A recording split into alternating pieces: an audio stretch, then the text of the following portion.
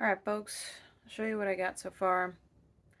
Try number 1, 2, and 3. Let's dive in. Number 1 didn't go so bad, but you know, it acts as a hinge. Got this really awful gap here, but not super great. See, there was a lot of tear out in here. I didn't really get this super straight, but yeah. Attempt number 2. I tried a sample piece this time.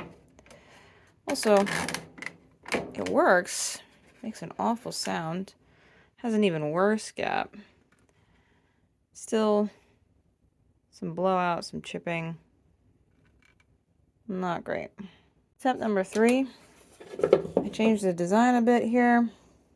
Make it easier, more likely for me to have a straight line. So I got rid of this gap, which is great, but still have a lot of issues getting it to be straight. After some guidance from a good friend, I'm going to replace the wooden dowels with metal, things that are actually designed to do this, to eliminate the noise. And I went ahead and I bought this guy. That should help me make straight holes. So stay tuned.